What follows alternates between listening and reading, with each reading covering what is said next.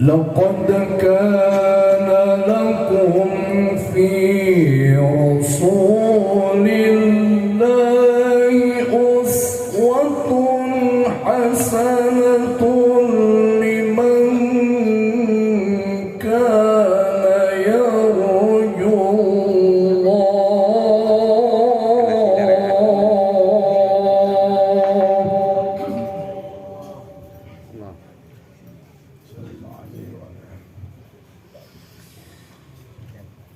لمن كان يرجو الله واليوم الآخر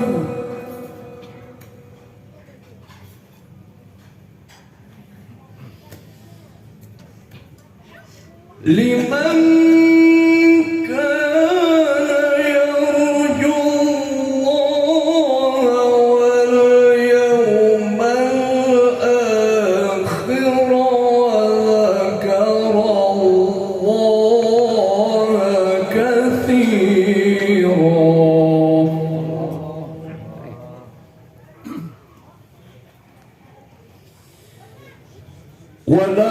ولما رأى المؤمنون الأحزاب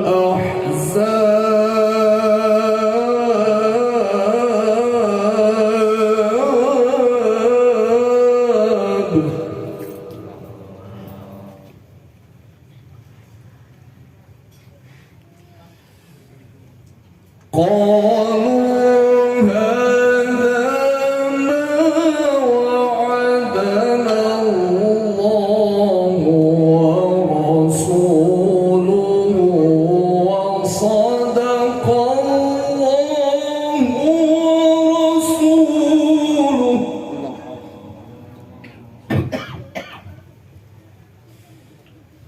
وما زادهم إلا إيمانا وتسليما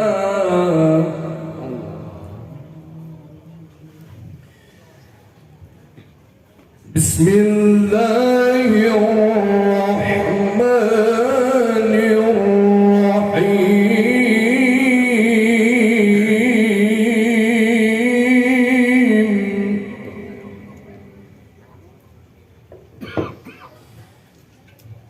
إن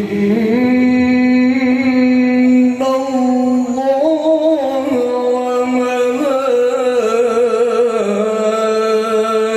وملائكته يصلون على النبي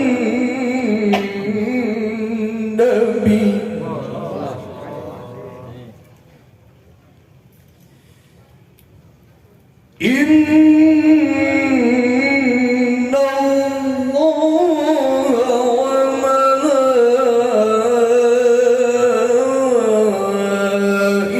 وملائكته يصلون على النبي يا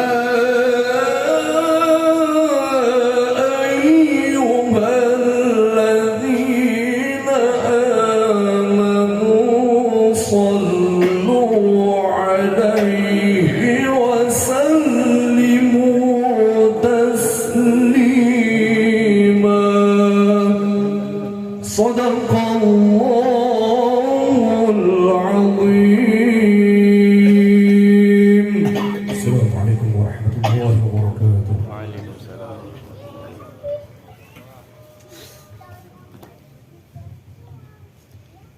بسم الله الرحمن الرحيم. السلام عليكم ورحمة الله وبركاته. وعليكم السلام.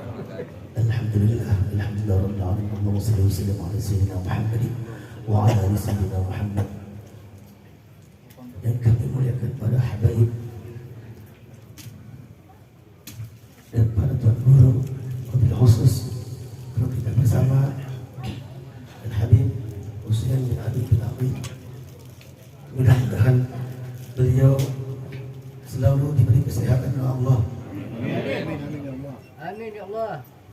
diberikan rezeki yang melimpah Amin. dan diberikan umur yang panjang agar dapat membimbing kita selalu baik ke jalannya Rasulullah SAW. Dan mudah-mudahan pertemuan kita pada malam ini mendapat nazarah dari Nabi kita Muhammad SAW. Amin ya Allah. Itu saja yang dapat kami sampaikan. Apabila ada terdapat kesalahan, hilapan dari acara ini, kami mohon maaf. Untuk mempersingkat waktu, marilah kita bersama-sama mendengarkan bacaan kitab Tarikhul Hawadis yang akan dibawakan oleh guru kita bersama Al-Habib Husain bin Ali Al-Akhir.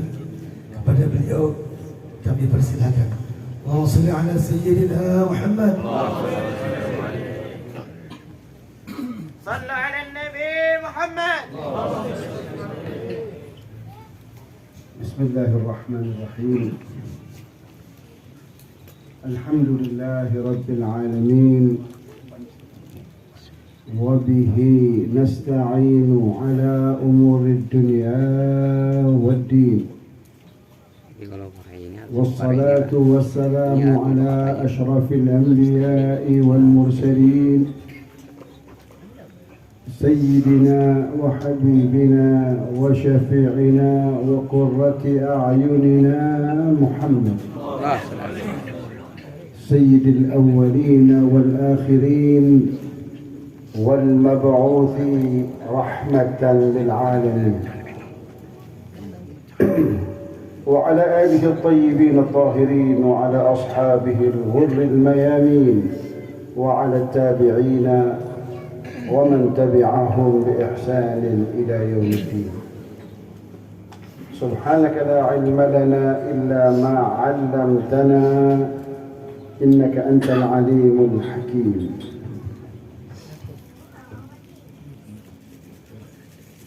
رب اشرح لي صدري ويسر لي أمري واحلل عقدة من لساني يفقه قولي وسدد لساني واهد قلبي بحق سيدنا مولانا محمد والصحب والآل. قال المؤلف رحمه الله رحمة الأبرار وأسكنه فسيح جنته مع الأخيار وإيانا جميعا آمين. Menyambung kaji kita akan apa yang telah dituangkan oleh Sayyidi wa Imami As-Sayyid Al-Habib Al-Imam Muhammad bin Alawi Al-Maliki rahimahullah di dalam kitabnya Tarikhul Hawadis. Kitab yang membahas tentang sejarah baginda Rasulullah sallallahu alaihi wasallam. Semoga dengan dibacanya kitab ini akan menambah mahabbah kita kepada baginda Rasulullah sallallahu alaihi wasallam. Karena sebagaimana kata pepatah, tak kenal maka tak sayang. Mudah-mudahan dengan kita membaca kitab ini kita akan semakin mengenal baginda Rasulullah. Dengan demikian akan semakin tumbuh dan berkembang benih-benih cinta beliau di hati kita masing-masing. Amin ya rabbal alamin. Sampailah kita pada bahasan auladuhu, putra-putra baginda Rasulullah SAW. Jadi kalau aulad itu jamaknya walad. Kalau dia bentuknya jamak maka dia meliputi putra dan putri. Itu kalau dalam bentuk jamak maka dia tidak terbatas pada anak laki-laki saja, tapi anak-anak laki dan anak-anak perempuan. Sebagaimana firman Allah dalam ayatul ayatul miras, ya, itu dikatakan lidzakari mithlul hadzil unthayain. Setelah disebutkan tentang yusikumullahu fi auladikum. Di anak di sini bukan hanya terbatas pada anak laki-laki, tapi laki-laki dan perempuan. Terbukti Allah lalu mengatakan lidzakari mithlu hadzil unthayain, bahwa bagian anak laki-laki itu 2 kali lebih besar daripada bagian anak perempuan. Maka auladuhu, putra dan putri baginda Rasulullah sallallahu alaihi wasallam. Auladuhu sallallahu alaihi wasallam awwaluhum Al-Qasim.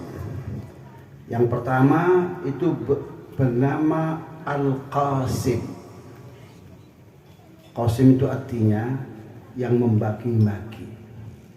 Dinamakan anak ini agar anak ini kelak berjiwa dermawan, hobi suka berbagi terhadap sesama. Karena nama yang diberikan oleh orang tua itu merupakan doa. Doa, dan itu merupakan bagian dari tanggung jawab orang tua. Tanggung jawab orang tua itu agar membaguskan nama anaknya dengan memilih nama-nama orang-orang besar, orang-orang soleh. Dan nama yang terbaik untuk umat Islam itu adalah ma'ubida wa hummid, yang ada unsur abdunnya dan ada unsur hamidnya. Bisa Abdullah, Abdurrahman, dan abad dirangkai dengan 99 Asmaul Husna itu. Itu yang terbaik. Yang kedua, yang terdiri daripada unsur ada hamidnya. Ahmad, Muhammad, Hamid, dan seterusnya. Itu nama yang terbaik menurut syariat Islam. Auladuhu sallallahu alaihi wasallam, putra dan putri baginda Rasul sallallahu alaihi wasallam. Yang pertama adalah Al-Qasim, seorang anak laki-laki dinamakan Al-Qasim. Wa bihi kana sallallahu alaihi wasallam yukanna, dan dengan nama Qasim itulah Nabi kemudian diberikan kunyah. Kunyah itu jika laki-laki di depannya adalah Abu atau Ibnu. Nah, jadi maka Rasul disebut Abul Qasim, ayah daripada Qasim. Itu Abul Qasim bukan nama tapi kunyah. Dalam budaya Arab itu ada nama aslinya, ada kunyahnya, ada lakopnya. Lakop itu julukan. Tapi kalau kunyah diawali dengan abun. Ya. Abu Lahab itu bukan nama, tapi kunyah. Ya. Abu Jahal itu juga kunyah. Iya. Termasuk ada Abu Darda dan banyak itu. Iya. Atau Ibnu Mas'udin, Ibnu Abbas, itu juga kunyah. Wabihi, dan dengan Qasim itulah yukanna Rasulullah SAW diberikan kunyah. Maka kunyah Nabi kita Muhammad itu Abul Qasim. Wa qad wulida qabla an-nubuwati wa tuwfiya qablaha wa huwa ibnu sanatain. Nah, Qasim itu dilahirkan sebelum masa kenabian Rasul kita Muhammad SAW. Berarti Nabi di bawah usia 40 tahun. Dan waktu wafia, dan wafatnya Al-Qasim ini juga sebelum Nabi menjabat sebagai seorang Nabi, belum mencapai usia 40 tahun juga. Sementara Qasim itu waktu wafat berusia 2 tahun. Usianya 2 tahun. Kemudian yang kedua, putra yang kedua, wa Abdullah. Abdullah ini juga dinamakan wa yusamma, dan juga dinamakan bil tayyib. Dia juga disebut namanya tayyib. Wa bil tahir, dan juga disebut tahir. Jadi kalau banyak orang menamakan putranya dengan tahir, itu mengadopsi daripada nama anak Nabi. Dan juga dari perspektif bahasa juga kandungannya baik, artinya yang suci, dengan harapan semoga sang anak akan selalu dapat menjaga kesucian dirinya. At-tayyib, tayyib itu yang baik hati, adalah juga berharap agar anaknya kelak tumbuh sebagai manusia yang hatinya baik, akhlaknya juga baik, perilakunya juga baik. Wa wulida ba'da nubuwati. Nah, kalau Abdullah yang dinamakan juga disebut juga Thayyib atau Tahir itu lahirnya setelah Nabi menjabat atau diangkat sebagai Nabi dan sebagai Rasul. Berarti usia beliau 40 tahun. Waqila lam yudrikin nubuwata. Namun ada pendapat yang lain mengatakan bahwa Abdullah ini juga tidak mendapatkan sang ayah sebagai seorang nabi. Artinya bahwa beliau wafat sebelum Nabi menjabat sebagai seorang nabi. Waqila, ada pula pendapat dari para ulama, at-tayyib ghairu tahir, bahwa tayyib ini adalah bukan tahir. Jadi ada anak nabi yang namanya tayyib dan ada anak nabi yang namanya tahir. Jadi ini bukan nama dari satu orang, tapi nama untuk dua orang. Itu pendapat. Wa Zainab, kemudian juga beliau punya anak perempuan yang bernama Zainab. Setelah lahirnya Abdullah, kemudian lahirlah Zainab. Zainab ini nanti pada saatnya kita akan bercerita panjang tentang Siti Zainab. Ya, karena ini jarang diangkat. Orang yang sering akrab adalah dengan Siti Fatimah. Kemudian yang berikutnya lahir pula putri beliau yang bernama Ruqayyah.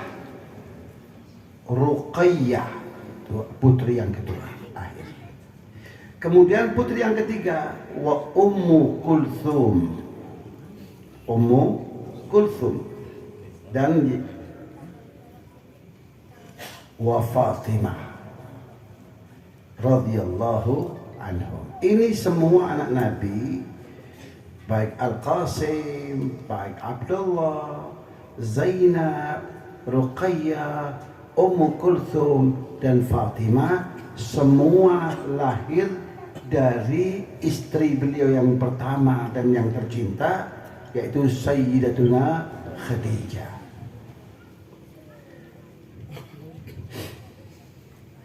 Wal banatu adrakna al-islam wa hajarna ma'ahu wa kulluhunna min Khadijata radhiyallahu ta'ala anha.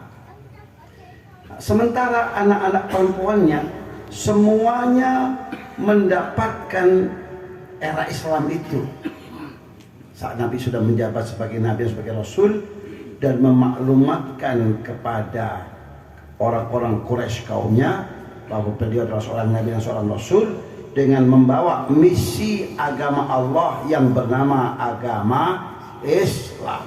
Lah anak-anak perempuannya ini semuanya mendapatkan zaman itu adraknal Islam. Bahkan wahajarna ma'ahu, bahkan anak-anak perempuan beliau itu kesemuanya ikut hijrah bersama baginda Rasulullah SAW. Kalau Siti Khadijah nggak sempat hijrah, beliau telah wafat sebelumnya. Ya, wafat ya, pada tahun ke-7 dari tahun kenabian itu. Dan selang 3 tahun berikutnya baru Nabi hijrah itu. Nah, wa kulluhunna min Khadijah radhiyallahu anha, dan semua yang disebutkan tadi itu, terutama anak-anak perempuannya, itu kesemuanya dari satu ibu yang bernama Sayyidatuna Khadijah. Kemudian wa wulida lahu sallallahu alaihi wasallam bil Madinah Ibrahim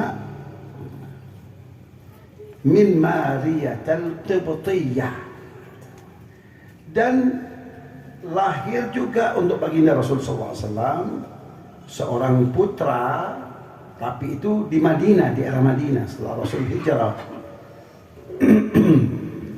Dan dinamakan putranya itu Ibrahim, tapi putranya yang bernama Ibrahim itu dari istri beliau, yaitu Mariyatul Qibtiyah, seorang perempuan dari Mesir. Beliau peroleh Maria ini setelah Rasul Shallallahu Alaihi Wasallam melayangkan surat beliau kepada penguasa-penguasa dunia saat itu. Ya. Maka salah satunya adalah Rasul mendelegasikan utusan ke Mesir membawa surat baginda Rasul Shallallahu Alaihi Wasallam itu. Lalu oleh Raja Mesir, penguasa Mesir, direspon dengan baik, walaupun dia tidak menyatakan dirinya masuk Islam, tapi direspon dengan baik. Itu terbukti sang utusan Nabi itu pulang dengan membawa 3 hadiah. Hadiah yang pertama tadi itu Mariyatul Qibtiyah, budak perempuan yang kemudian dinikahi oleh Rasulullah SAW, dan lahirlah Ibrahim. Hadiah yang kedua seekor kuda, dan kuda itu kemudian dinamakan oleh Rasul dengan sebutan Dul-Dul, itu kuda Rasulullah SAW. Ya.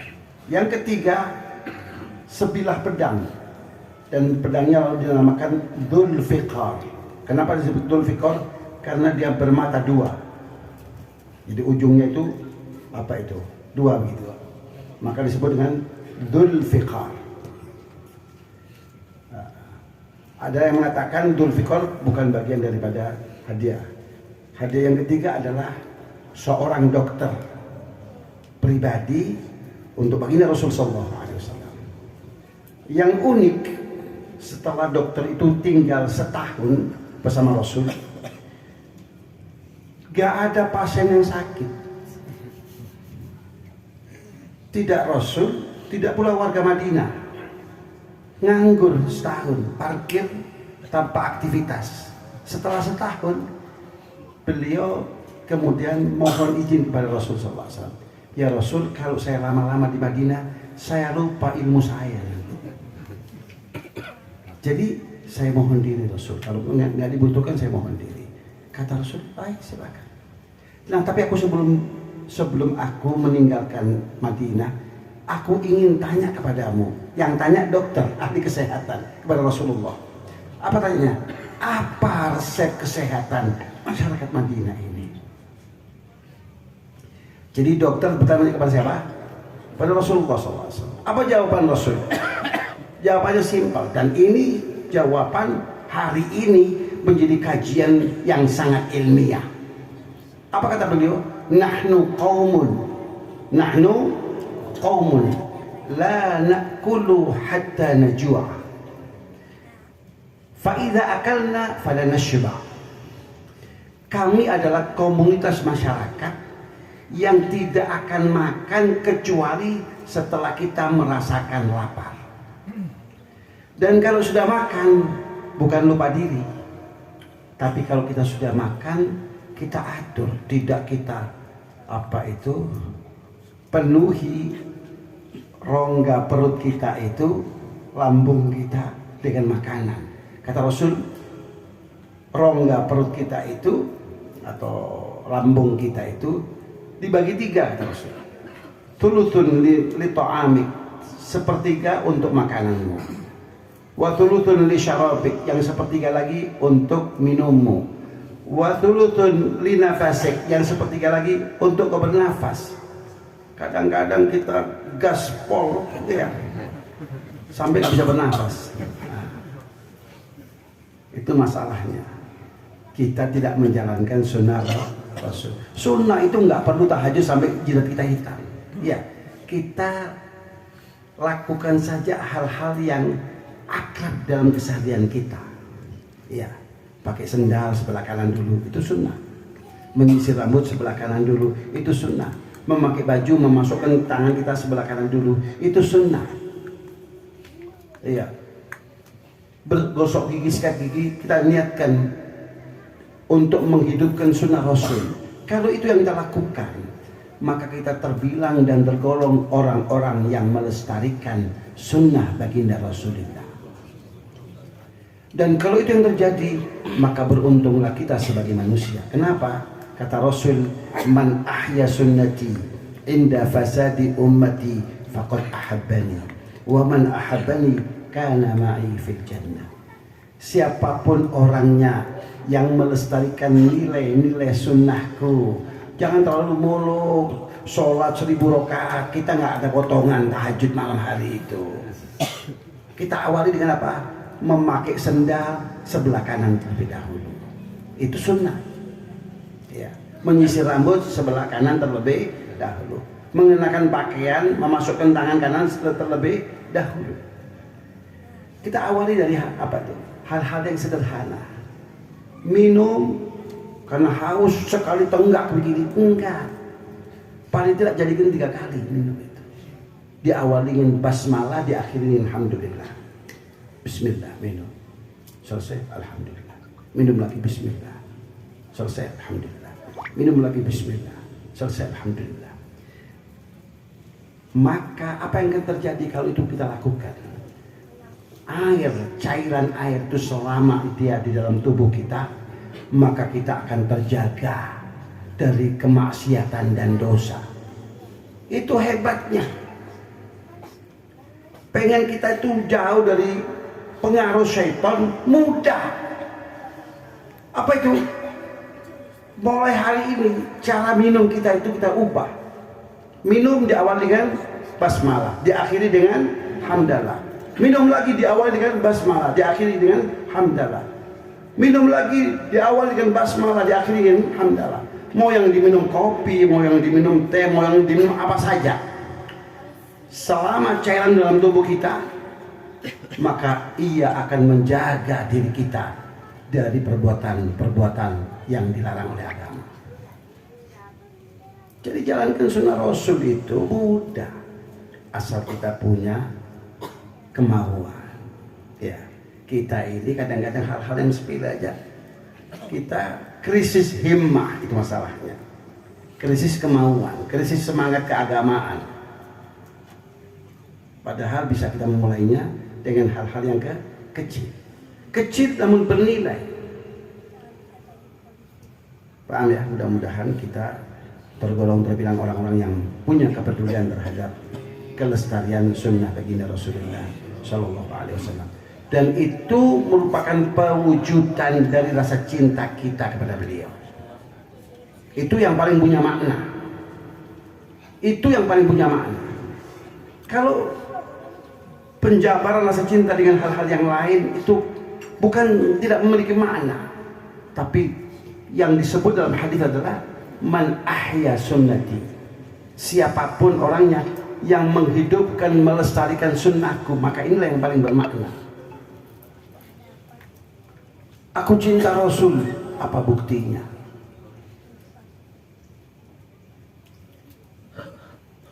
Nggak perlu tahajud sampai jidat hitam, karena Rasul itu kalau sholat berdiri lama sampai benggak-benggak hati. kakinya. Itu bukan makom kita. Kita awali dengan hal-hal yang sederhana. Pakai sendal diawali dengan kaki kanan. Sanggup nggak kira-kira itu? Kalau ini nggak sanggup, Anda pray jadi manusia. Pensiun jadi manusia. Pakai sendal saja nggak sanggup. Anda pensiun jadi manusia.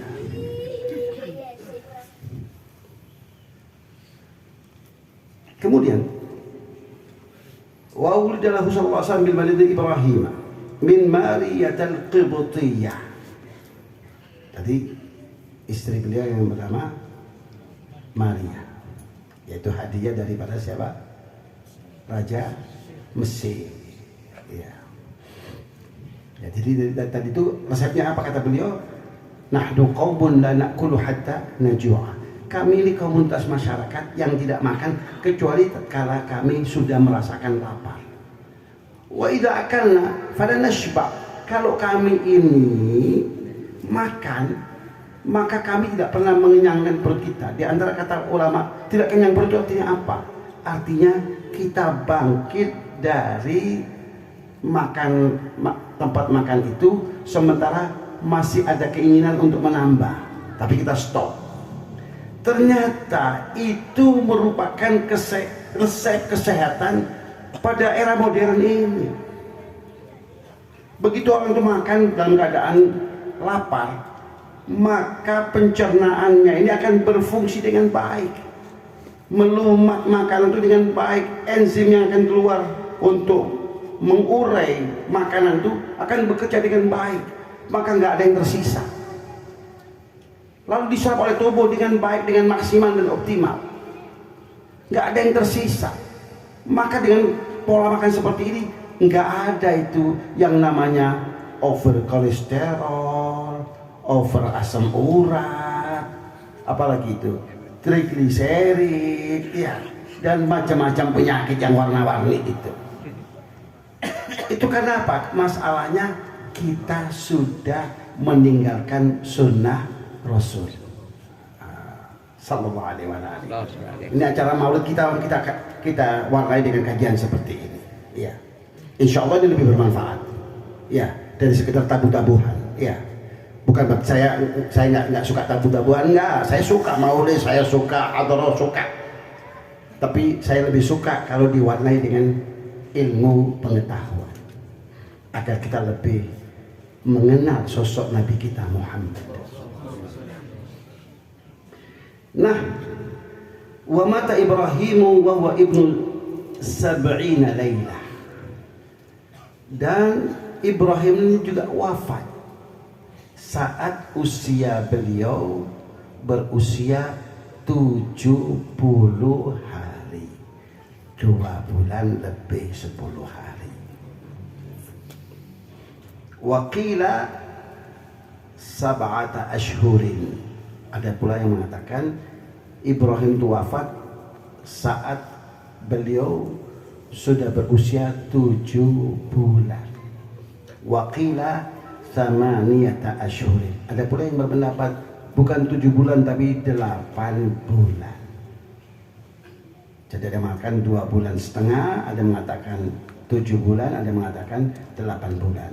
Tapi yang jelas beliau wafat dalam usia balita.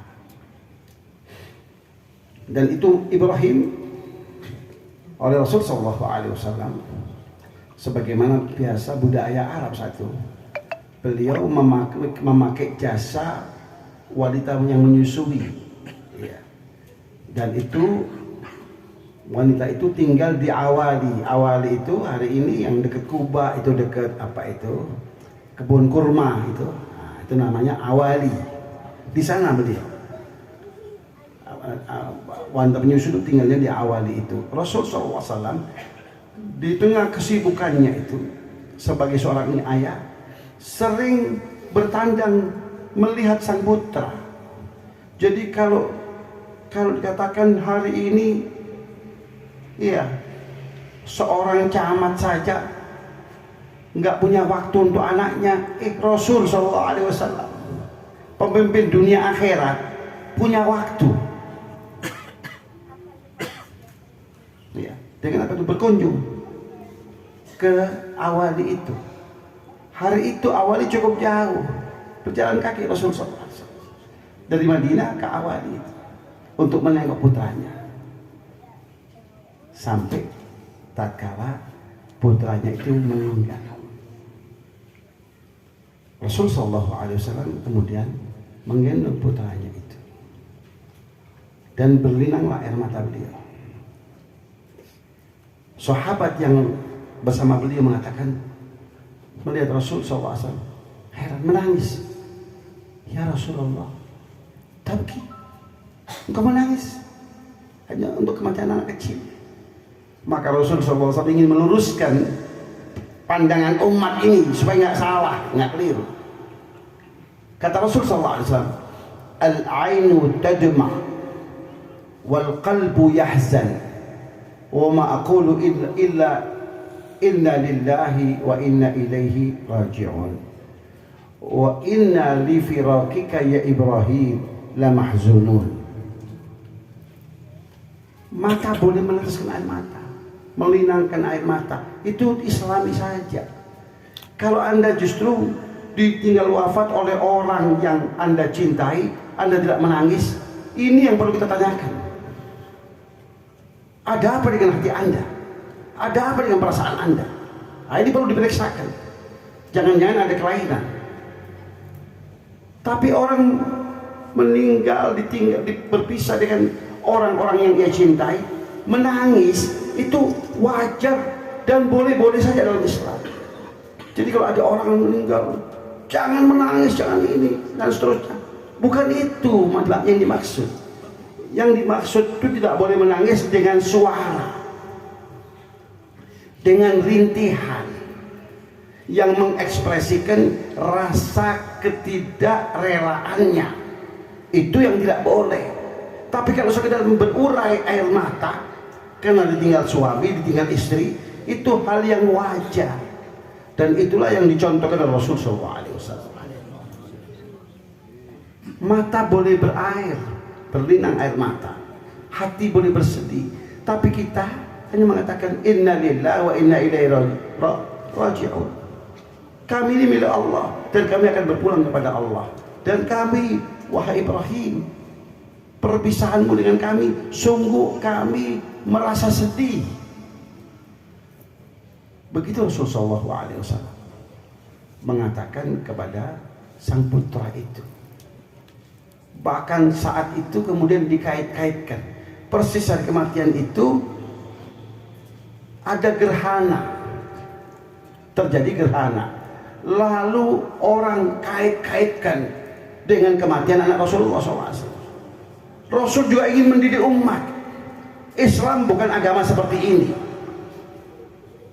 bahwa saja gerhana matahari atau gerhana rembulan itu ayatun min ayatillah, tanda dari tanda-tanda kebesaran Allah, bahwa Allah Maha Kuasa, bisa membuat bulan itu menjadi sabit, bisa membuat bulan itu menjadi purnama, dan bisa membuat bulan itu mengalami gerhana. Demikian pula dengan matahari, karena Allah Maha Kuasa. Ayatun min ayatillah. Lalu Rasul mengatakan la yankasifu li mauti ahadin wala li hayati. Enggak ada kaitannya dengan kematian seseorang atau dengan kelahiran seseorang. Jadi jangan kait-kaitkan gerhana ini dengan kematian anakku. Kira-kira begitulah. Hari ini kita kan punya budaya, kalau terjadi ini, apa isyarat semalam? Anda dapat isyarat apa Anda semalam? Dapat apa? Mimpi apa? Islam bukan agama yang seperti itu.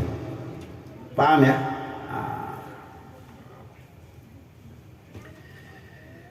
Kemudian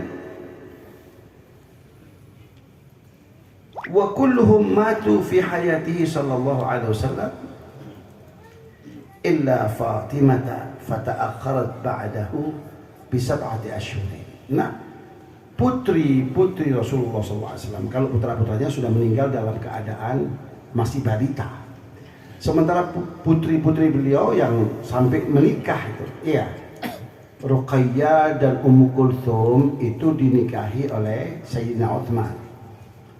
Bahkan tatkala istri keduanya pun meninggal dan dikuburkan, kata Rasul, andai saja aku punya anak ketiga, niscaya akan aku nikahkan dengan dirimu wahai Utsman. Begitu Rasul mencintai menantu beliau yang bernama Sayyidina Utsman ibnu Affan. Semuanya meninggal saat Nabi masih hidup, terkecuali Sayyidatina Fatimah yang menyusul kematian beliau 7 bulan kemudian.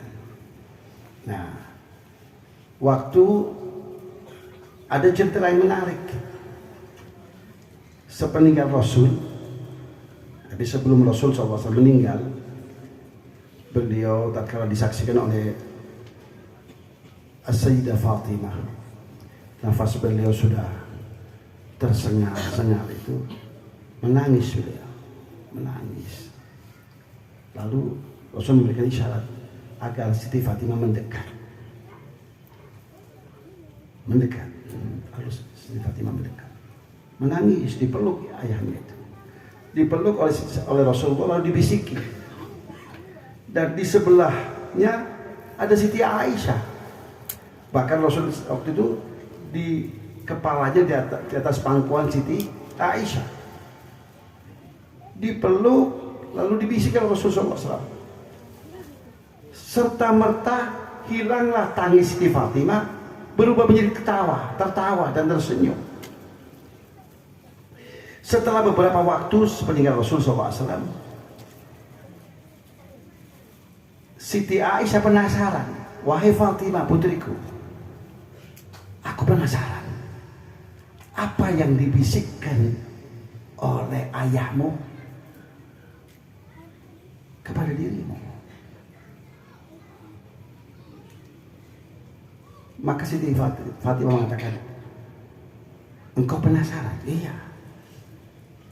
Mau tahu apa mau tahu banget? Mau tahu banget. Maka beliau bercerita. Asalnya beliau tidak mau bercerita. Dikatakan, waktu aku berlinang air mata, itu kan Rasul mengatakan, aku sudah tidak lama lagi akan meninggalkan dunia ini. Maka aku menangis jadi-jadinya. Lalu Rasul bisikkan lagi, bahwa orang yang pertama menyusulku ke alam barzakh adalah dirimu wahai Fatimah. Maka berbahagialah aku, karena aku disebut orang pertama dari keluargaku yang menyusul Rasul ke alam barzakh. Maka bergembiralah hati Siti Fatimah. Orang biasanya dikabarkan mati nggak akan tertawa, itu pasti susah. Tapi karena kematiannya itu akan merupakan pintu gerbang menuju kebersamaan bersama ayahandanya baginda Rasul sallallahu alaihi wasallam, maka itu menjadi puncak kebahagiaan beliau radhiyallahu anha wa ardhaha wa nafa'ana biha wa bi'ulumiha wa asrariha wa anwariha wa nafahatiha fid din wa dunya wal akhirah, amin. Wa kanat Zainab hiya akbaru banatihi radhiyallahu anha inda Abil As. Adalah Zainab itu merupakan putri yang tertua, dan beliau dinikahkan dengan Abil As Ibn Rabi'. Nah, ceritanya yang menarik adalah saat Siti Zainab dan putri-putri Rasul yang lain itu hijrah, ini sang suami bertahan karena belum masuk Islam. Enggak, aku di sini. Maka putri Rasul memberikan contoh, cintaku kepada suamiku cukup besar, tapi cintaku kepada Allah dan Rasulnya jauh lebih besar. Maka apa itu? Dia siap untuk meninggalkan suaminya, bukan bercerai, tidak bercerai, tapi siap meninggalkan sang suami. Berangkat ke Madinah, suaminya di Makkah, belum masuk Islam. Sampai suatu ketika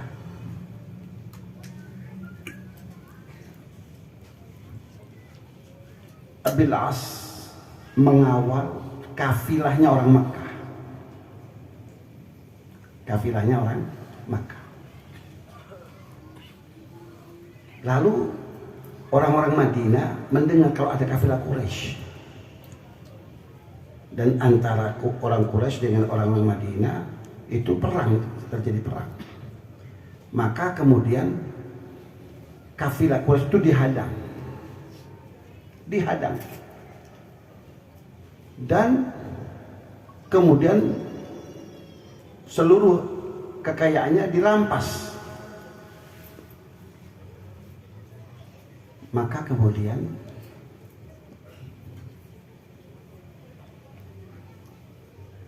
para pengawal dan yang itu ada yang terbunuh, ada yang terbunuh. Nah, Abul As lolos.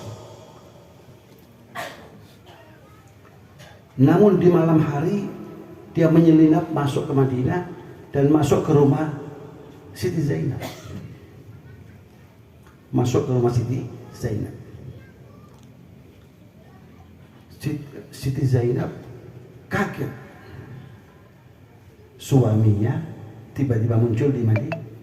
Lalu diceritakan, aku dari Makkah mengawal kafilah, namun dihadang oleh tentara Islam dan harta kita semuanya disita, dan aku meminta perlindungan darimu.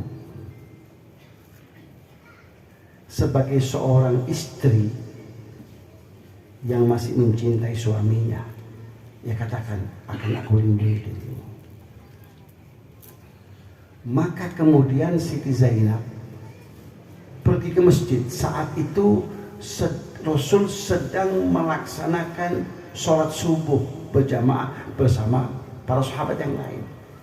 Tiba-tiba Siti Zainab dengan suara lantang bahwa Abul As di bawah perlindungan Zainab. Rasul tidak tahu apa-apa. Usai salam, assalamualaikum warahmatullahi wabarakatuh.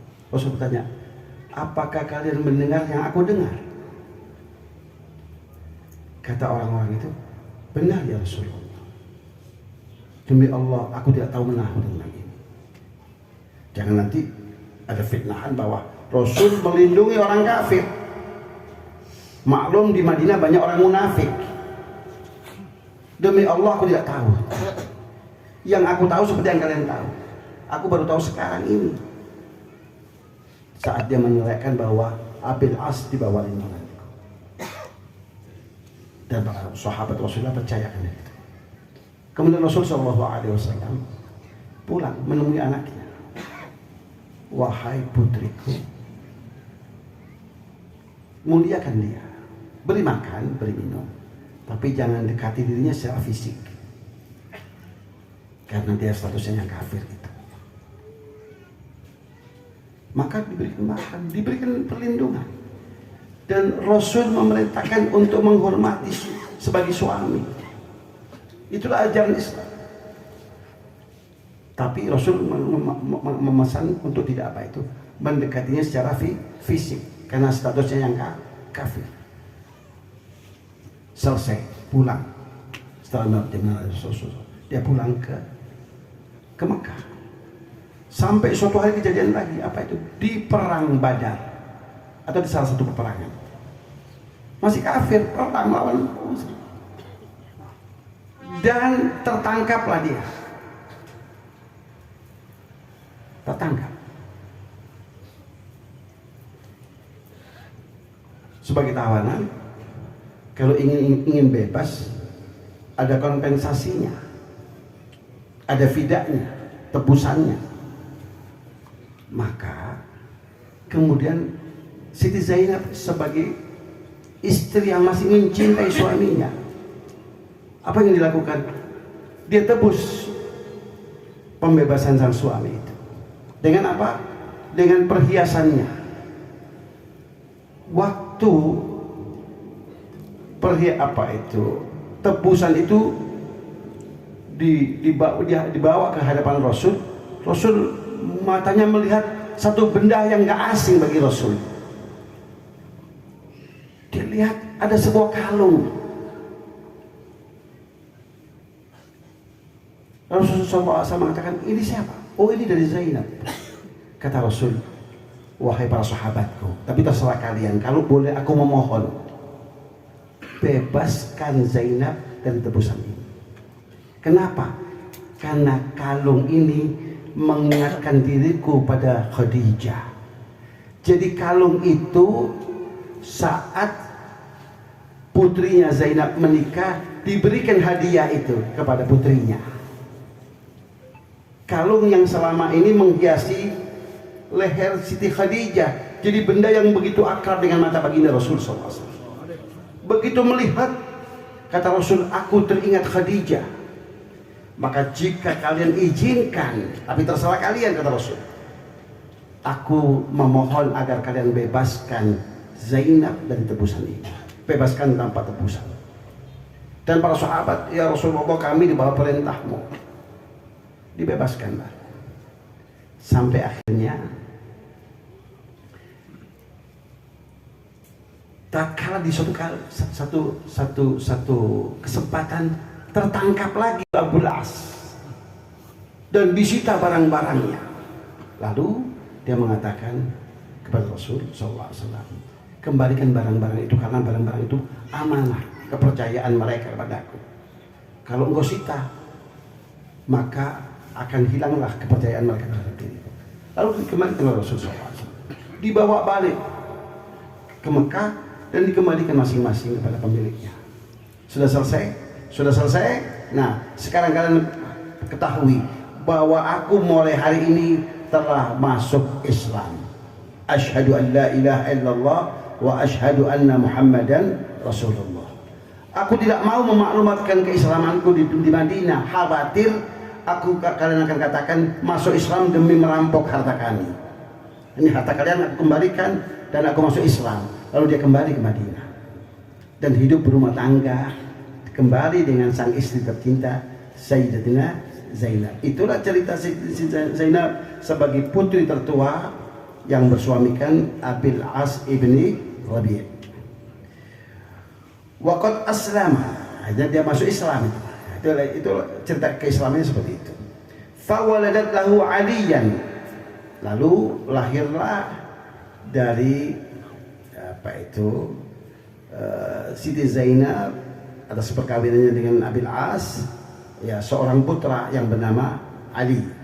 Tapi Ali ini mata saghiran, mati sewaktu masih kanak-kanak, masih kecil. Wa Umamah ini yang seringkali kalau Rasul sholat dia bergelayutan, dia di punggung Rasul, maka Rasul tetap bertahan sujud. Kalau bangun jatuh itu anak, maka Rasul tetap dan sang cucu bergelayutan di punggung Rasul SAW. Itu adalah Umamah, cucu beliau dari putrinya yang bernama Zainab, anak daripada Abil As ibn Rabi'.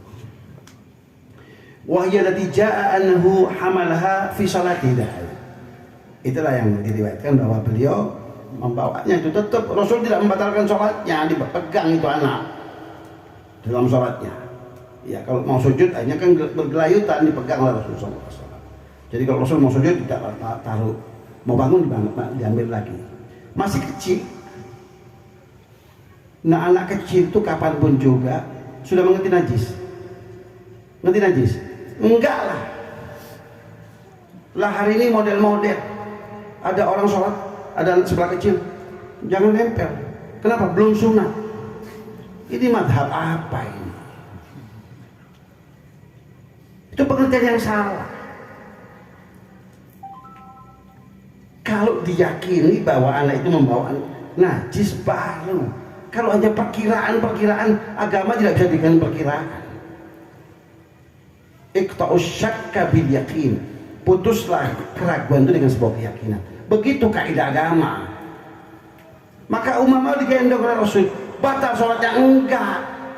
Padahal Umamah kan seperti layaknya anak-anak kecil yang lain yang belum ngerti najis, boleh jadi pakaiannya najis. Tapi itu tidak menjadi soal bagi Rasul SAW.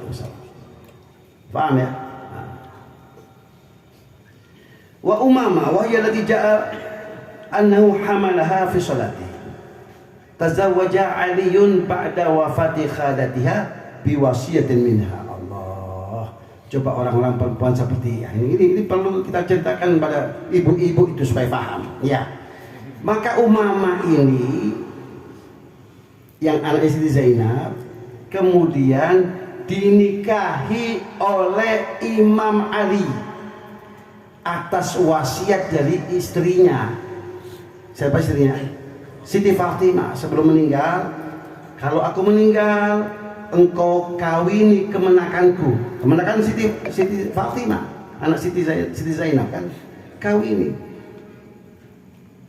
Kalau orang sekarang jingkrak-jingkrak, ya. Ya. Nah, itu suruh belajar sirah orang-orang perempuan itu, ya. Dinikahi dan enggak masalah.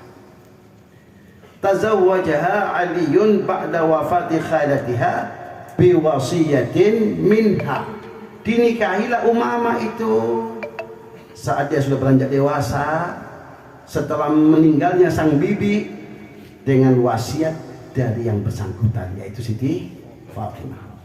Thumma khallafa 'alaiha al-Mughirah ibn Naufal ibn al-Harith ibn Abdul Muttalib. Kemudian setelah ditolak oleh Imam Ali, dinikahi oleh Al-Mughirah ibn Naufal. Umamah ini ibn al-Harith ibn Abdul Muttalib, masih keluarga.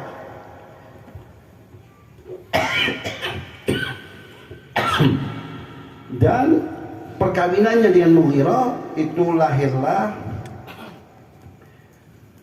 putra yang dinamakan Yahya. Ya. Dan wafatlah Siti Umamah ini sebagai istri daripada Al-Mughirah. Itu putri beliau yang pertama yang bernama Zainab. Kemudian wakanat Fatimah radhiyallahu anha inda Ali radhiyallahu taala anhu. Sementara Siti Fatimah itu dinikahi oleh Al-Imam Ali radhiyallahu taala anhu wa karrama wajhah. Dan lahirlah dari perkawinan itu Hasan wa Husain wa Muhsin. Hasan wa Husain wa Muhsin radhiyallahu anhum. Famata Muhsinun saghiran, tapi Muhsin ini meninggal saat dia masih kecil. Kemudian wa waladat Ruqayyah wa Zainab wa Kulthum, juga melahirkan anak-anak perempuan Siti Fatimah itu. Ada yang namakan Ruqayyah, dinamakan Zainab, dinamakan Kulthum, dinamakan saudara-saudaranya itu. Ya, sadar bahwa Ruqayyah yang memberikan nama Nabi, berarti ini nama yang terbaik. Maka diadopsi, dijadikan nama putrinya. Mengadopsi daripada nama bibitnya, nama saudaranya, kakaknya. Ya. Namakan Zainab, namakan siapa? Ruqayyah, dinamakan Kulthum. Ya, jadi 6 putra, 3 putra, 3 putri yang dilahirkan dari rahim Sayyidatina Fatimah. Matat Ruqayyah qabla al-bulugh. Namun Ruqayyah itu meninggal sebelum beranjak dewasa, sebelum akil baligh. Ya. Wa tazawwaja Zainab Abdullah ibnu Ja'far. Sementara Zainab itu dinikahi oleh Abdullah ibnu Ja'far. Jadi dinikahi oleh saudara misannya sendiri. Karena Ja'far ini bin Abi Thalib, saudara daripada Sayyidina Ali bin Abi Thalib. Nah, fawaladat lahu Aliyan, maka lahirlah dari perkawinan dari siapa itu? Zainab dengan Abdullah ini lahirlah seorang laki-laki. Dinamakan nggak model-model juga. Jadi kalau kita ini ngambil nama ayah, nama kakek, itu ada tradisi dari sahabat Rasulullah. Iya, tradisi dari para sahabat Rasulullah. Acuannya jelas kita. Iya. Maka lahirlah dari perkawinan Zainab dengan Abdullah bin Ja'far ini seorang putra yang dinamakan Ali. Iya. Berarti nama siapa tuh? Nama kakeknya. Zainab kan binti Ali. Dinamakan kakeknya. Jadi kalau lahir kemudian dinamakan kakek, ya itu ada acuannya. Kok nggak cari yang nama yang lain saja? Kok muter-muter di situ saja? Muter-muter karena disitulah keberkahan itu. Paham ya? Nanti nama artis, mengadopsi nama artis. Iya. Sementara artisnya artis belasteran atau artis barat. Mending kalau sama mancungnya ke depan. Lah ini artisnya mancung ke depan, ini mancung ke dalam. Ya, sudah nggak cocok secara fisik, nggak cocok juga secara keberkahan untuk sang anak. Jadi sebagai tanggung jawab orang tua itu hendaknya membaguskan nama-nama anak kita dengan mengadopsi nama orang-orang soleh supaya dapat keberkahannya. Jangan nama artis yang nggak jelas. Gak jelas akhir kesudahannya apa, happy ending atau su'ul khatimah. Tapi kalau nama-nama orang soleh kan sudah jelas itu.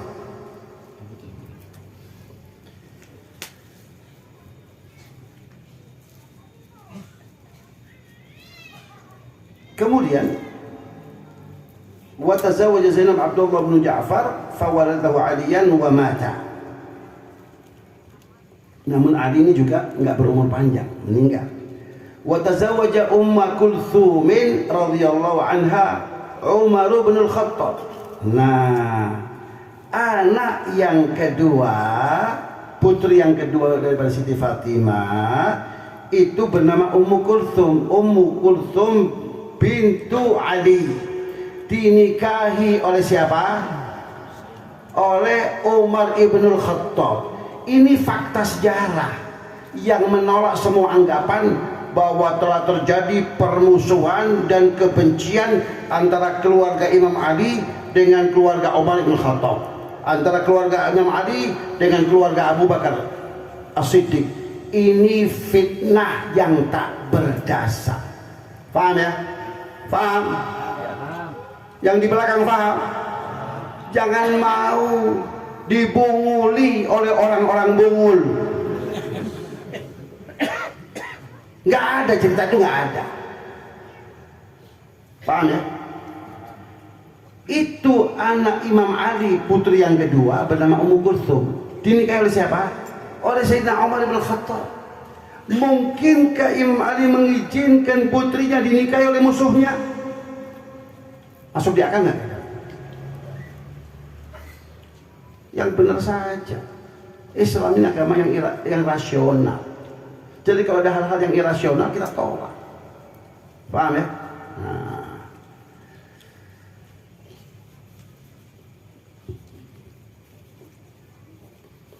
Fawaladat lahu Zaidan.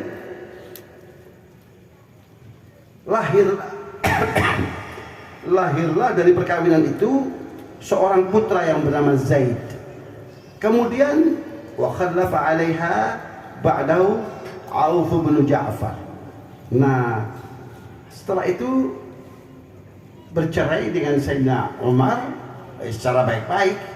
Kemudian dinikahi oleh Auf ibnu Ja'far. Dinikahi oleh misananya sendiri, juga anaknya Sayyidina Ja'far.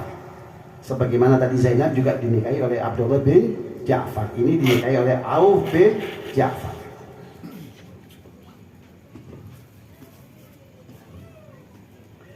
Setelah itu entah apa sebabnya bercerai.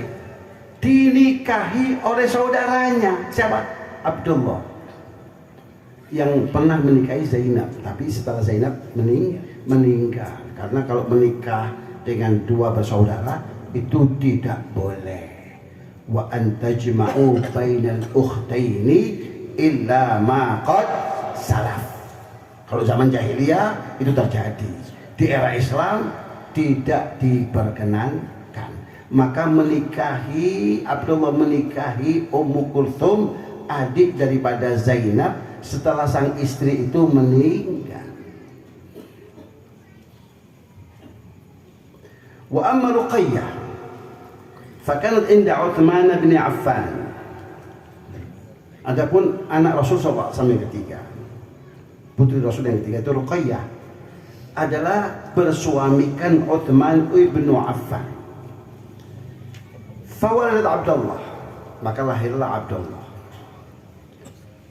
Wa tuwfiyat yawma ja'a Zaid bin Harithah bashiran bil fathi yawma Badr.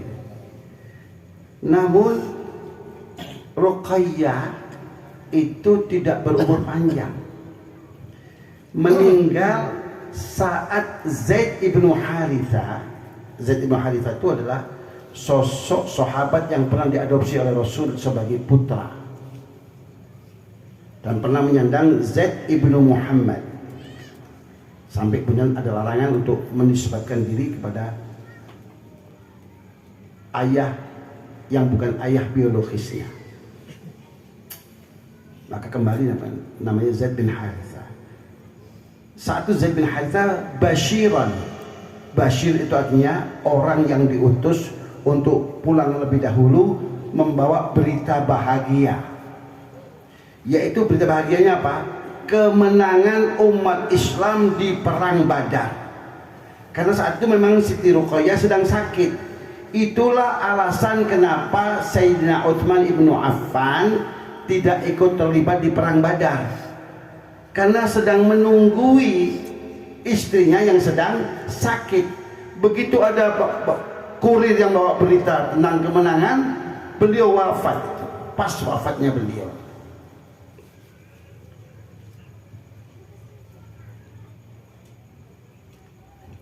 fatazawwaja radhiyallahu anhu, maka kemudian Sayyidina Uthman menikah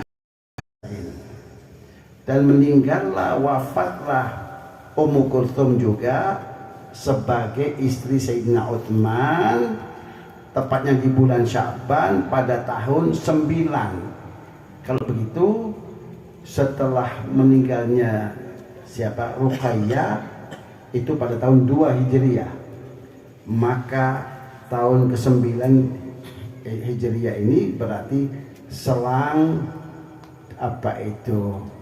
6 tahun kemudian meninggallah Ummu Kulthum, juga berstatus sebagai istri Sayyidina Uthman. Ya.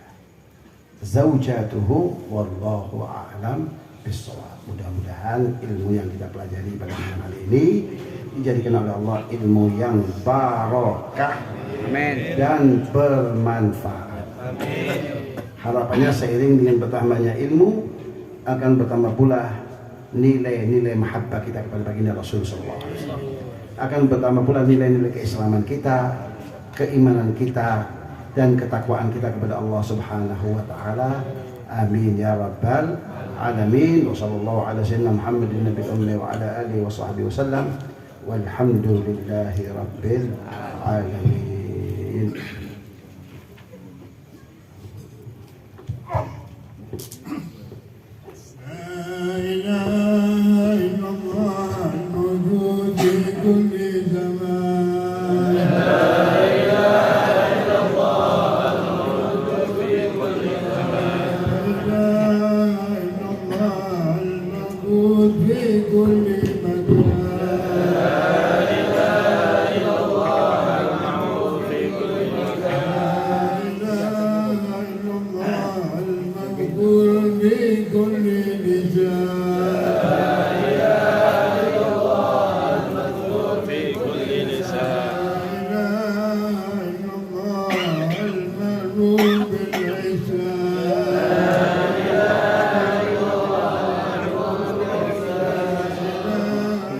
Allah